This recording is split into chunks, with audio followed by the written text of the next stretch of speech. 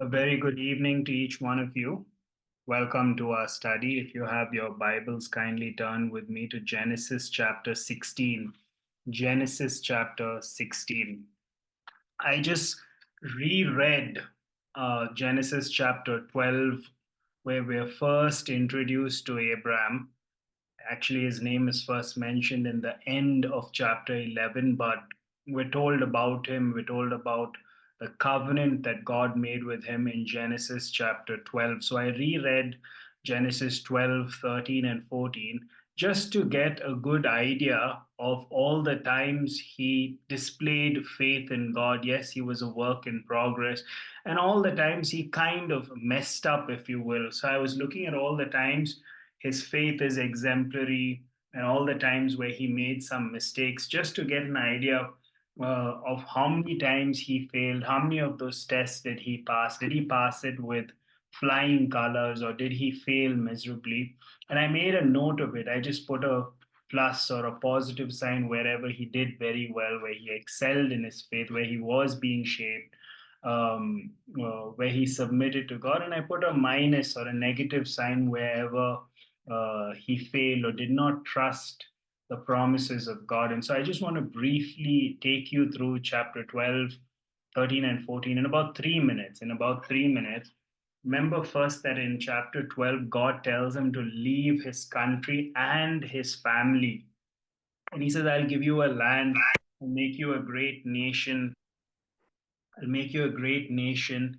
I'll make your name great. I'll bless those who bless you. I'll curse those who curse you. And through you, all the families of the earth will be blessed.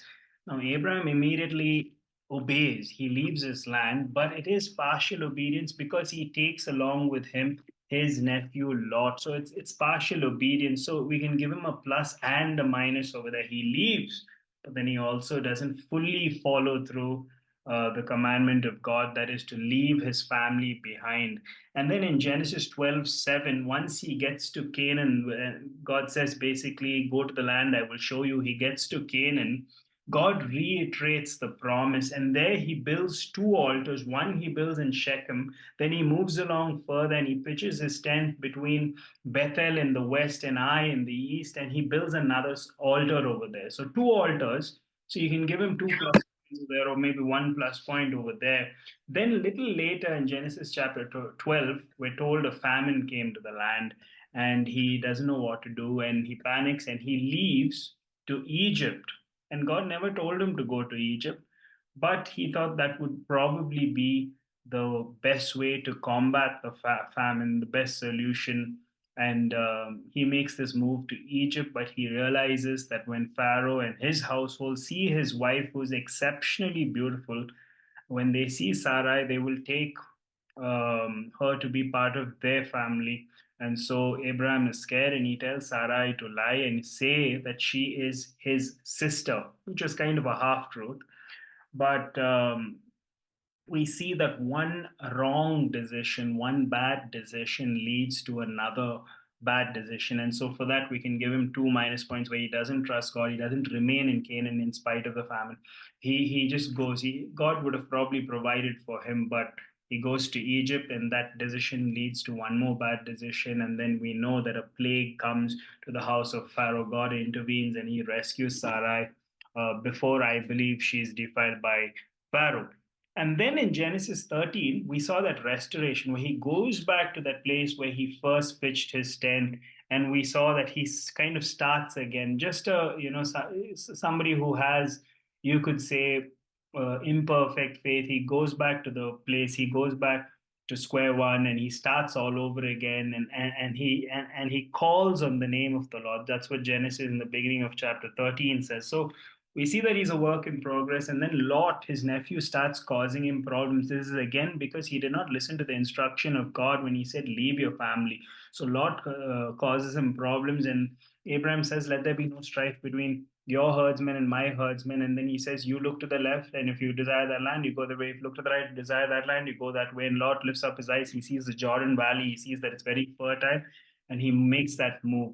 Abraham here is not at all calculative. He's learned his lesson, from he's come out of Egypt. He's being very selfless. He allows his nephew to choose whatever land he wants. So you can give him a plus point for that.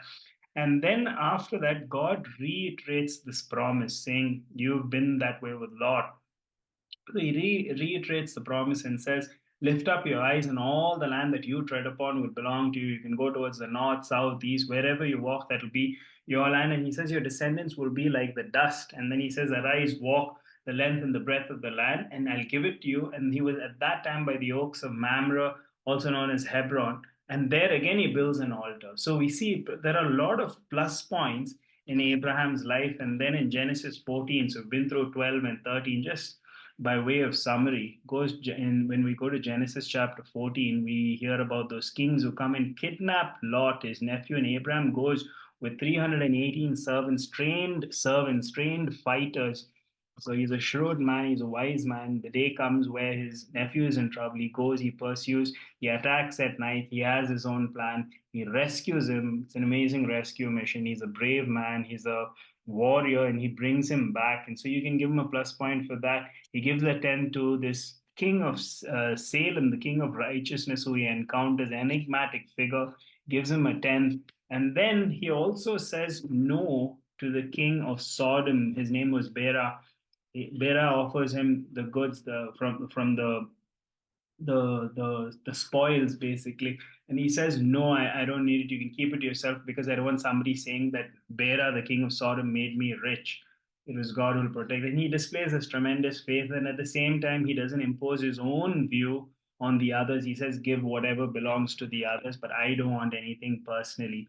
And so again, you can give him a plus point over there. In Genesis 15, we have that very famous verse which says, "Abraham believed God, and it was credited to him, it was accounted to him as a righteousness." That's where I believe he becomes a believer. All the while God was working on him. But there at that point he was justified, he was regenerated.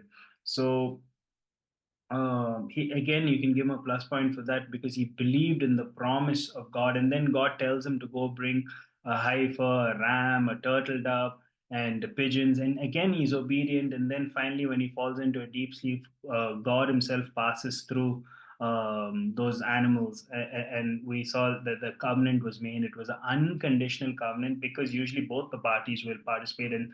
And the understanding is that if any of them break the condition or terms of the covenant, then what happens to those animals will happen to them. But Abraham was only a witness of this, of God, this call it a theophany, if you will, where God passes through the animals, through those emblems, the symbolic emblems of the fire. And so you can give him plus points. So for that, for doing that, for carrying out the instructions of the Lord. So when you add all these things up, it's almost like Abraham did about 10 things that were right as we read a story from Genesis chapter 12 onwards, where we're introduced to him. And only about three things that were wrong. Only three times or so he failed: when he went to Egypt, when he lied about his wife. But so many other times he built an altar to the Lord. He called on the name of the Lord. He was sacrificial. He was selfless when it came to Lot. He was brave. He rescues him. He cares for his family. He gives a tenth to Melchizedek. He shows he's a man of integrity by not becoming overly greedy and claiming the possessions that came through that war that he fought against those kings. So we see that there's so many plus points. So we shouldn't be too harsh with him, because again we're going to delve into the story in Genesis chapter 16, where we see uh, another failure on the part of both Abram and his wife Sarai. And so before that, I just want to remind you, because he is called an exemplar of the faith. He's called the father of our faith, and he's called a friend of God. And so there's a reason why, and it's amazing to see that God, doesn't highlight only the failures. Yes, God is so faithful that He records all these things through His servants. He shows both the failures and the plus points. But there are many points or places where Abraham excelled and that he showed tremendous faith, which is why he's called the father of faith. And the same thing can be said of even, say, somebody like King David, or murderer, adulterer, and all those things. That is one point or one part of his life where he failed miserably. But other than that, he was truly a man after God's own heart. He wrote so many psalms. He was truly a sincere, genuine worshiper. And that is again a reminder of how sometimes we, either towards ourselves or towards others, can be overly critical of failures, you know, whether it's self condemnation, oh, I failed so miserably, and we keep thinking it could be supernatural, where the enemy, the adversary, keeps reminding us of our failures and we feel terrible. Or we could be very critical of others and harsh with others when they fall or when they backslide. And even, years into their journey, we're still remembering that as the main thing about them. I mean, their identity is shaped by some of those failures, and we don't so easily let go of those things. So just thinking of that, I cited these two biblical characters, both Abraham and David, that God is somebody who just forgives, and he records all their failures, but they're primarily known by their successes and how they're exemplars of the faith. When I first when I first used to preach, and that was, I think I got my first opportunity around 2010, 2011. I like one analogy that this one preacher called Paul Washer used to use. He's still a well-known preacher. He's a missionary. He was a missionary many years in South America, and he's often known as a fire and brimstone preacher. But I like this one analogy, and I borrowed it from him, and I used to use it wherever I used to go in the beginning there, in 2010, 2011. And the analogy was that it's basically talking about biblical repentance. And he said that sometimes what we do is, like, say you're having a bad day, and and nothing is going your way, and you're really frustrated, and it doesn't seem like things are falling in place. And there's this one moment where somebody says something to you when you're having lunch, and you just lose it in that moment, and you take your plate of food and you just smash it on the table because you just lost your cool in that one moment. And just when you do that, somebody else takes a camera and clicks a picture of what you've done and say, look, what an unsanctified person that is, what an unholy person that is. They've completely lost their cool. They're so enraged. This is not somebody who displays a Christ-like character. Is a very unholy, unsanctified person. Then he reminds us, Paul Washer in that analogy reminds us that that's just a moment in that person's life where they completely lost control, or they lost their temper or whatever, and were unchristlike in that moment. He says, if you continue to follow that person, say not with a camera but with a video camera, and then you later realize that that person repents of that sin, and he says, what I did in that moment was wrong. And he if he hurt somebody else or he offended somebody by his actions, he goes to them and apologizes. That's how you know that person is sanctified or not. So his the point that Paul Washer is trying to make is, we can't judge people by certain moments where they backslide or they fail or something like that.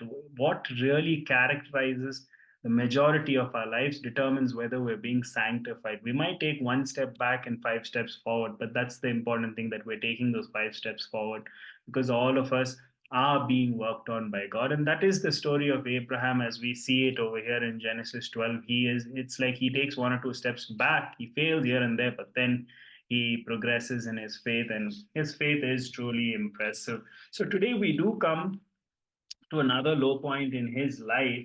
Let me begin by reading 16:1, chapter 16, verse 1. After that fairly long introduction, it says, now Sarai, Abram's wife, had borne him no children. And today, last minute, I realized I don't have the usual translation. I think it's in the car, or I left it in the church.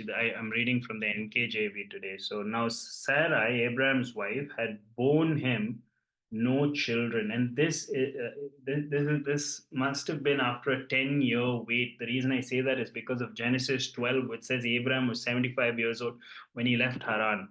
And now, even if you go down to verse 3 of this chapter, it says that they were 10 years in Canaan. So they're waiting, both of them are waiting now for a decade. This is a long time to wait on the Lord. So it said that she had no children. This would have been very shameful for her, especially given the times and the culture that they lived in. And it says, the same verse, she had an Egyptian maid servant whose name was Hagar.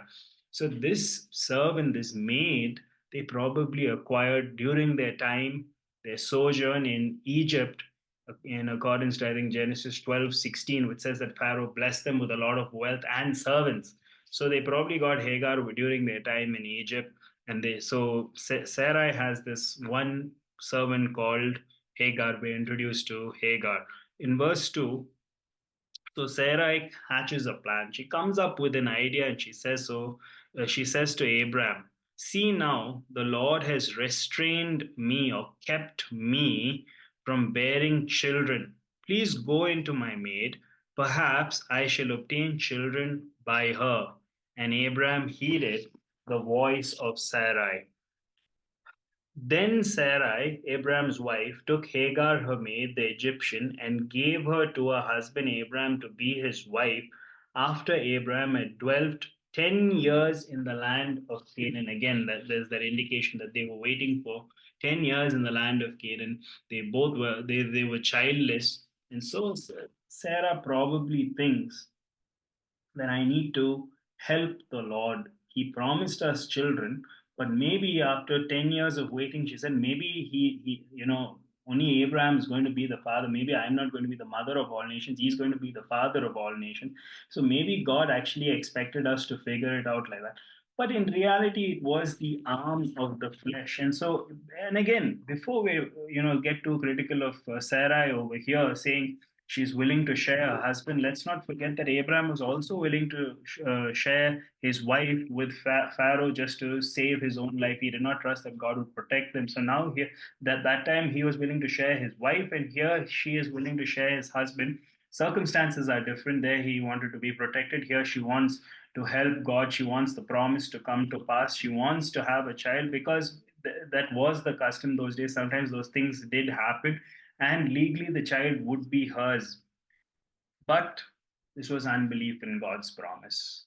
And of course, it violated the one flesh union. God's design for marriage was always that one flesh union, the one flesh relationship. But Sarah was violating this promise when she does it. So she gets desperate and she tries to come up with her own plan. Now, maybe she thought of that one of those sayings that we often hear, which is not in the Bible. God helps those who help themselves. Some people think it's from the Bible, it's some verse that Paul talked about or something like that. But that verse is not there, and she probably thought like that.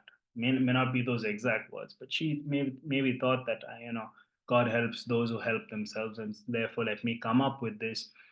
Let me come up with plan B. Now, just a small thought about that saying. While it's true that it's not found in the Bible, and sometimes people get very excited when they find something like that. Say God, that word, those words, God helps those who help themselves, is not in the Bible, and they go to the other extreme of saying that, like, as if it's some call to passivity or something where we don't have to do anything as human beings. While it's not in the Bible, there is some truth to that saying, where very often God expects us to do certain things as well. For example, just last Sunday I preached a sermon on Romans 13 towards the end, and the whole point was to put on the Lord Jesus. That's something you and me do. So there is a part that we play as well. So it's not that we're sitting very passively and God does all the work. It's we have to be very laid back, and we have to do. And I'm sure God rewards those who seek him diligently and do everything they can to become more holier and to do his will and carry out his will and evangelize and all those things. So there is some truth to that saying. You can't just reject it just because it's not in the Bible. But there should be some balance. I know I went a little bit off thing, but just of course, but just a little bit to comment on that saying. Can't go to the other extreme as well. There is some truth in that. The God only helps the. I mean, where God does it all is when it comes to things like our salvation that we don't contribute to. There, He helps us. People who can't help ourselves, we are absolutely helpless there. We can't save ourselves. We don't even contribute 0.1% to our salvation. He completely does it all. But there are certain areas, especially in the areas of sanctification, where the responsibility of the onus is on the believer, and God will definitely reward when the believer is being diligent. So, but while all that is true, the believer has a part ultimately it is God who helps them and gives them that energy. Every breath comes from God. So, you know, like there's this one preacher who tells the story of how when he was about to take on or undertake a building project and he was getting all his tools out, suddenly his toddler, his son, small boy, maybe about 2 3 years old, comes out and says, "Daddy, can I help you?" And the father looks at him and knows that it may not even really be that much of a help to have his 3 year old son with his plastic hammer and all those things that help him with his building project. But then he wants to be nice to the son. He wants the son to feel involved, and so the son the father says, "Definitely you can come and help me," and the son helps him. And after the project, the son stands back and looks back at what they've done and says, "Daddy, look at what we have built." And very often that is the picture of when Christians, do their part and they help God in whatever way they can. They lend their talents, they lend their time, their effort. It's often that kind of a picture where God is the one, God is like that father who's really the one giving all the power. He's sustaining us, he's giving us the resources. Every breath comes from him, every heartbeat comes from the faith itself is a gift. And yet there is a part, I mean, there is a responsibility on our parts to contribute to the grand scheme and the grand plan of God. We have a part to play basically. And so just a little bit about that saying, God helps those who help themselves. So let's just say that Sarah goes to Abraham and says, "This is my plan. It's not come to pass." And so Abraham says, oh, he heeds the voice of his wife, because even the book of Proverbs says hope deferred makes the heart sick. So it was very hard to wait like this, in that shame and honor culture, and he heeds the voice of his wife. So that whole idea of two is better than one does not work in this case, at least, because at least Abraham, being the head of the family, should have said, "No, let's trust in the promise of God." He said that it's going to come through our bodies in Genesis chapter 15. Eliezer of Damascus is not going to be your heir, it's going to come from your own body. You're going to have a son.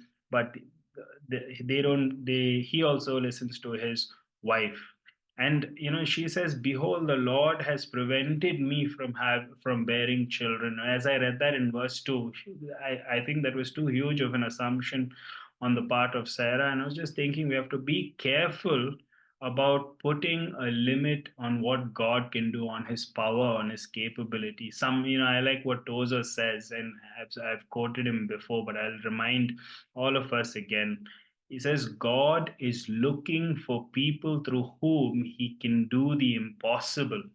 What a pity it is that we plan only things that we can do by ourselves. Sometimes we limit God like that. We think so naturally and we think of the resources that we have and say, "Okay, God, do this." But he can exceed our expectations. His ways are not our ways, his thoughts are higher than our thoughts. So that's exactly what's happening over here. Sarah has concluded wrongly that God is preventing her from having children. Yes, the promise has not come to pass, and it's going to be many years, almost 14, 15 years from this point, where she will give birth to Isaac. But God had a plan, and he again, probably one of the reasons why the wait is so that they all believe that it's absolutely miraculous and it's truly the hand of God. And of course, there'll be other reasons as to why the timing was such. So, and Abraham, so he listens to the voice, and verse 3 listens to his wife rather, and then verse 3 says, "Then Sarai, Abraham's wife, took Hagar, her maid, the Egyptian, and gave her to her husband Abraham to be his wife. And after Abraham um, had dwelt 10 years in the land of Canaan. So he went into Hagar, and she conceived. And when she saw that she had conceived, her mistress became despised in her eyes."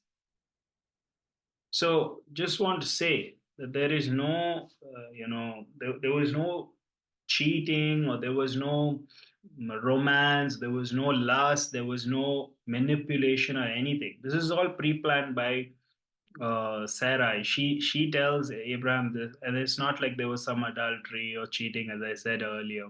In fact, this was part sometimes of the custom of during those times. If the owner of the servant cannot have children, then sometimes she might call one of her servants. It was done in the surrounding culture and during those times. In fact, and we cannot be certain about this at all, but some people have made note that according to the tradition and according to the custom of that time, that Hagar would sit on the lap of Sarai while Abraham inseminated her, and also when she would deliver the baby, she would have to be on the lap of Sarai.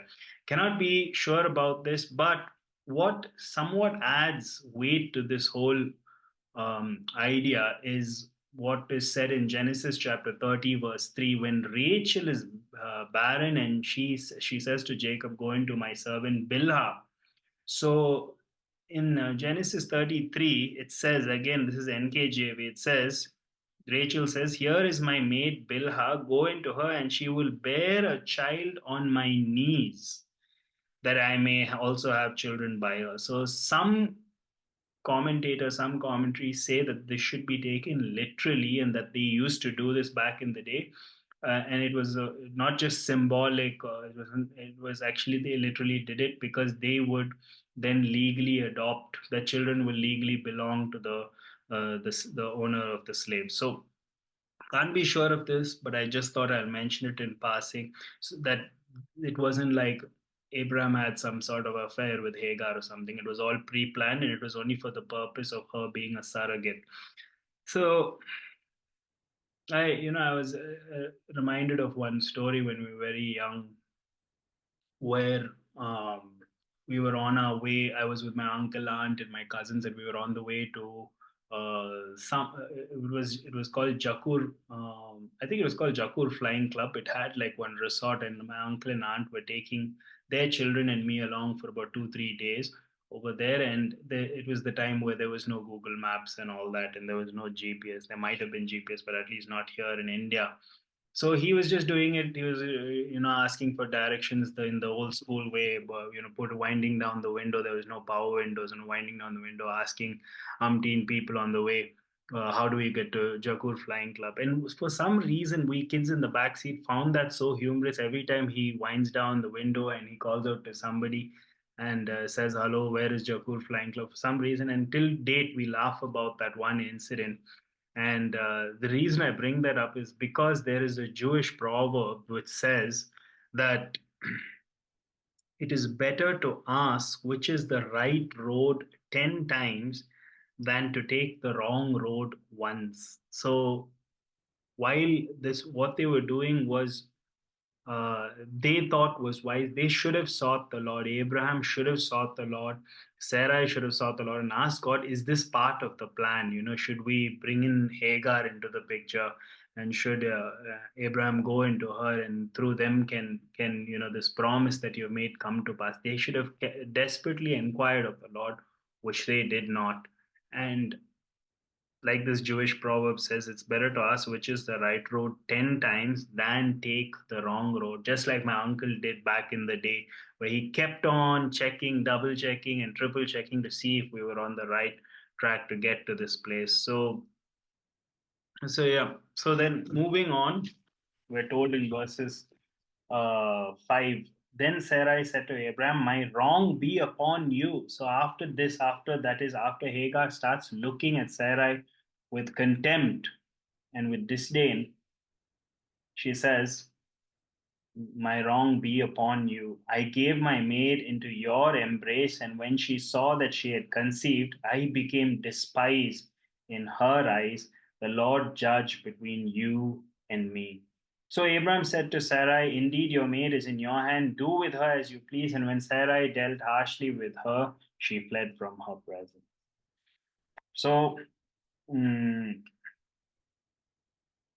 Sarai blames Abraham, and in a way, she's right because he was the head. He should have said, "No, that's not a good idea." And so he washes his hand off. She says, "Let God judge between you and me as to who's right and who's wrong in this particular matter."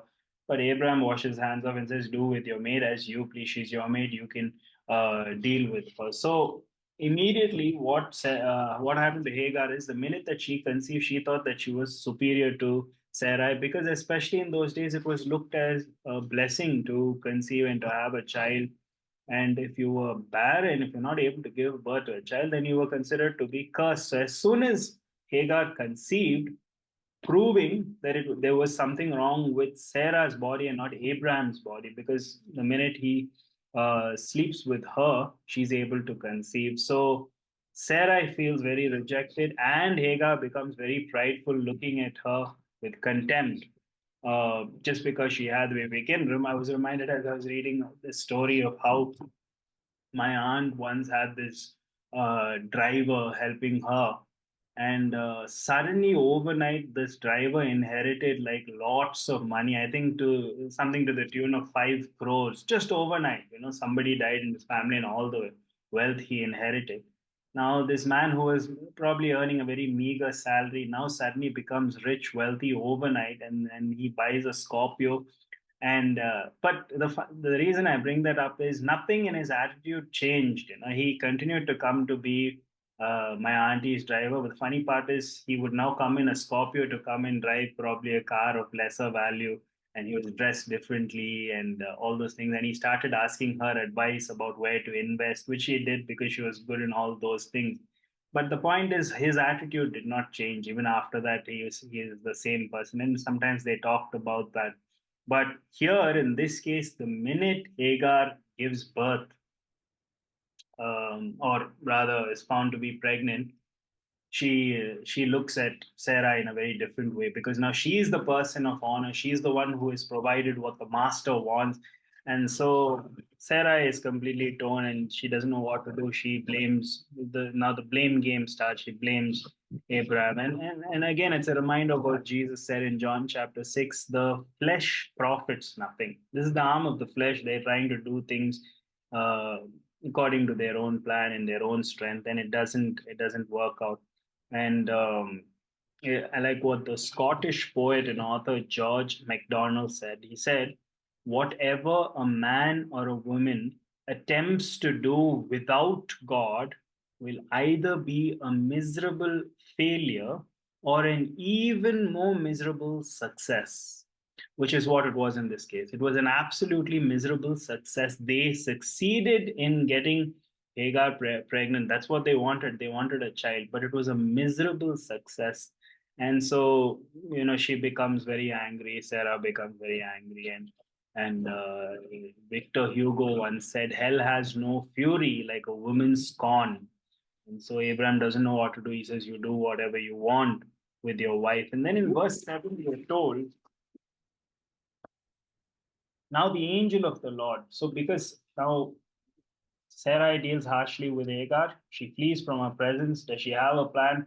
I don't know, but it looks like she's heading back towards Egypt. Verse 7, now the angel of the Lord. This is the first mention of the angel of the Lord in in scripture. Yes, he comes again. He appears to Moses, he appears to Abraham, he appears to Gideon, he appears to Israel collectively in Judges 2, he appears to Balaam the prophet, he appears to the parents of Samson. He appears many times, but this is the first time that the angel of the Lord appears in Genesis, and he appears to a single mother who's on the run. Yet, in spite of her pride, in spite of the mistake, all this, it just shows you the mercy and the grace of God. The first time he comes, he appears to Hagar in the Bible, somebody who's on the run.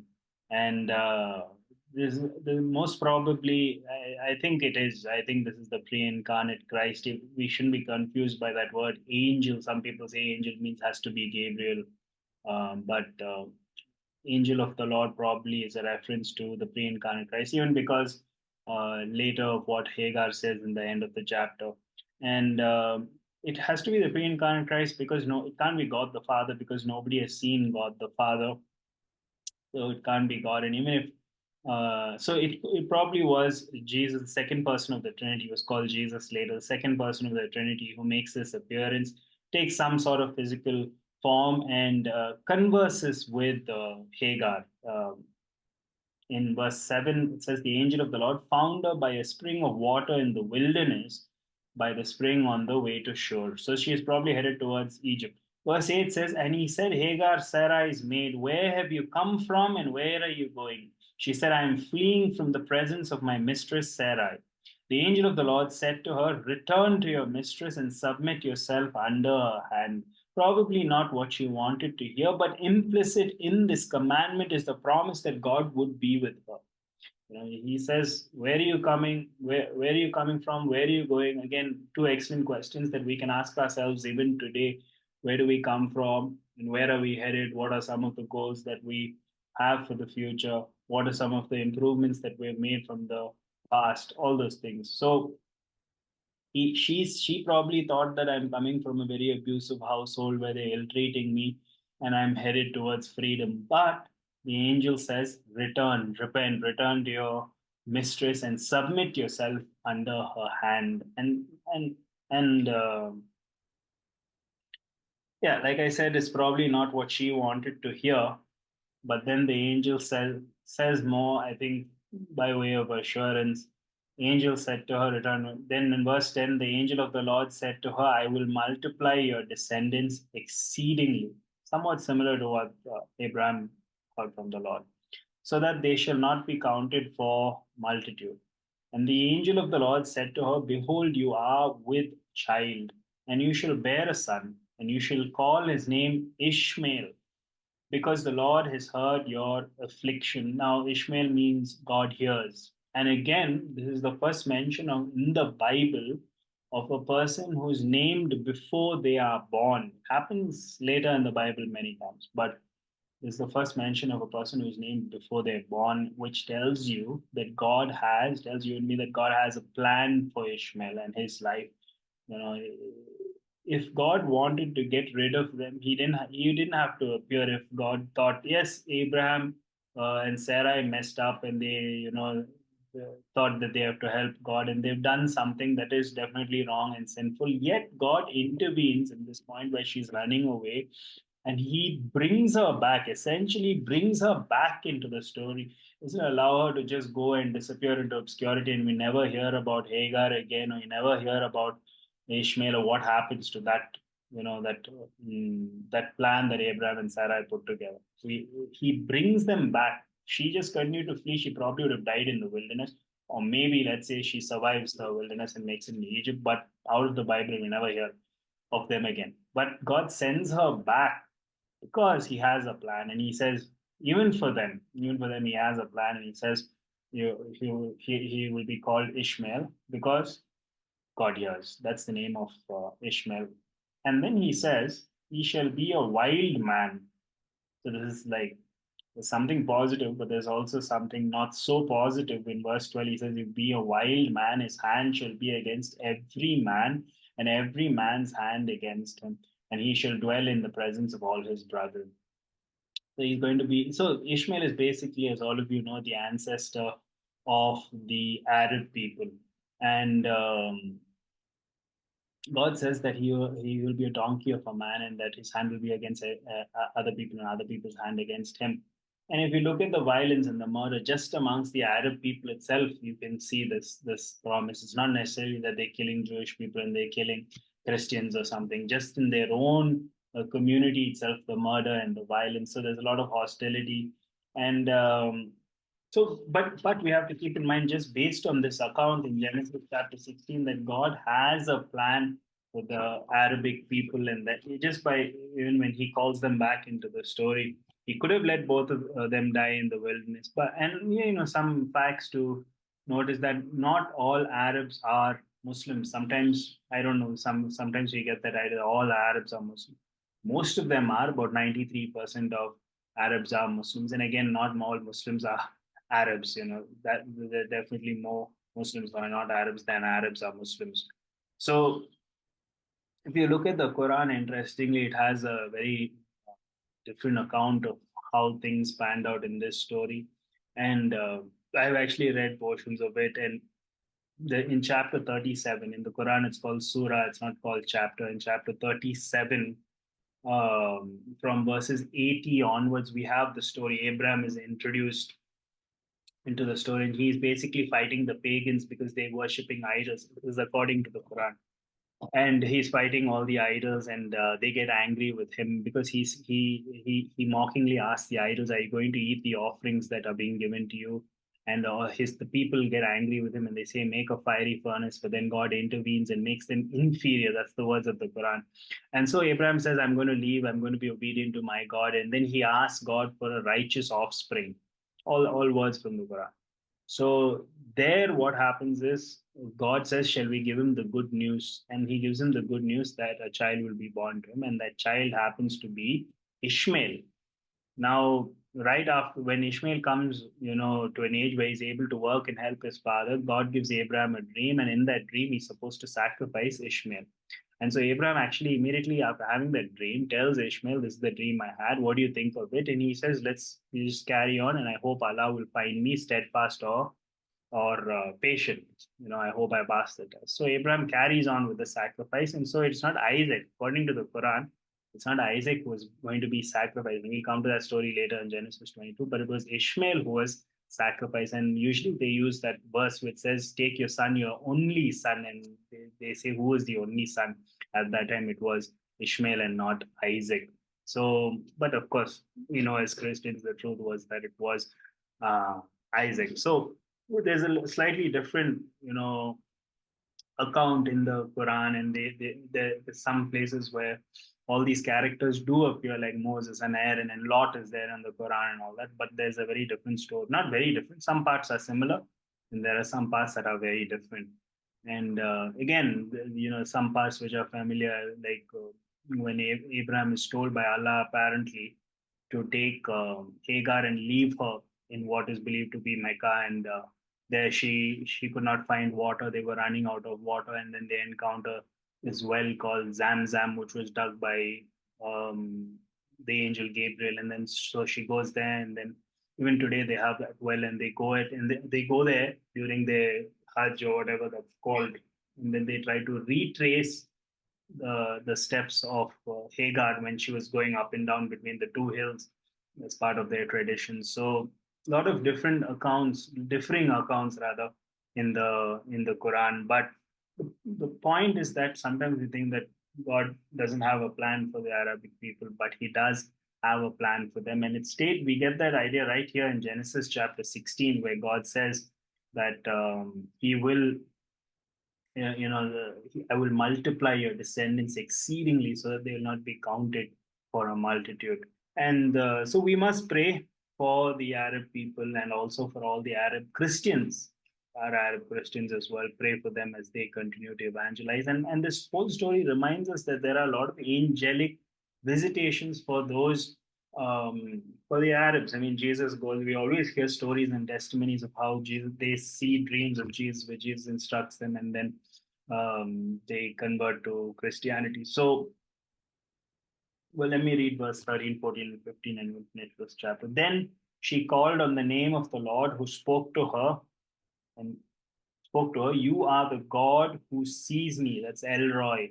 Again, Elroy is only mentioned here. It's mentioned only once in the Bible. The idea of God seeing his people might exist in other passages right through scripture, but that name Elroy only appears here in Genesis 16:13, used by Hagar because he is the God who sees. He's still the God who sees us even today. Whatever we're doing, he sees us. He notices everything. For she said, "Have I also here seen him who sees me?" So again, pointed that the angel of the Lord was nobody but the second person of the Trinity. And it's almost like as if Hagar is saying, "God has seen me. Now I'm going to look up to him as I go back to the house. So God has looked upon me. Now I'm going to look upon him as I go back and submit myself under the hand of Sarai." Therefore, the well was called Beer Lahai Roy. Observe it between Kadesh and Bered.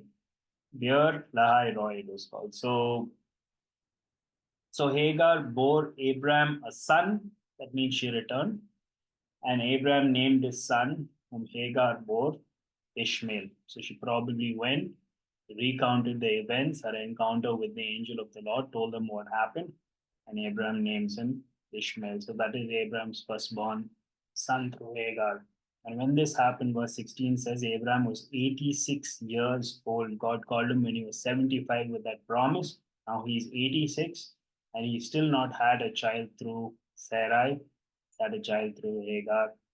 Uh, and yeah, that's how the chapter ends. So again, just a reminder that we serve such a powerful God, and sometimes when we wait on the promises that He's given us, it might be difficult. We might lose hope. Proverbs says, "Hope deferred makes the heart sick."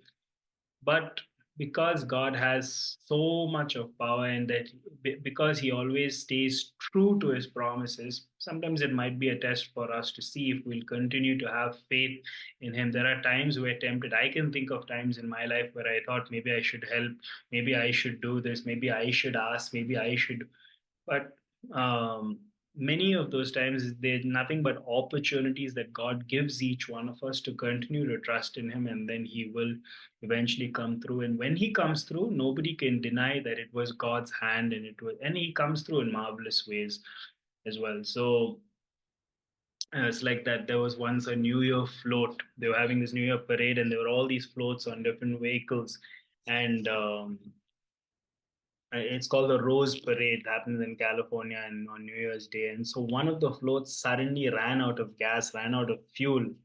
And what was ironic was that it was the float or the vehicle of the Standard Oil Company. I mean, think about it. They have all the resources in terms of oil. They have all the oil in the world, and yet their vehicle, advertising Standard Oil Company, runs out of fuel. And sometimes we Christians are like that. We have an omnipotent God, God who's all powerful, and yet we try and rely on our own resources, not tapping into His power, His grace, and all the resources that He has available for us. So whenever we feel frustrated that something is not coming through or something is not happening, this is a little lesson that I've learned in my life. Sometimes whenever I'm frustrated about something, I'm very good in verbalizing the frustration, but I forget to pray about it. I go and tell everybody, oh, this is not happening. I'm wondering why and all. But I don't. Now, the lesson that I've learned is to change that frustration into a prayer request. Every time I feel that frustration, just turn it into a prayer request and seek the Lord and say, this is my frustration. I'm not going to go and tell everybody about my frustration. And that sometimes very good at grumbling, but instead of grumbling, use that same energy to just seek the Lord and say, Lord, this is what I'm going through.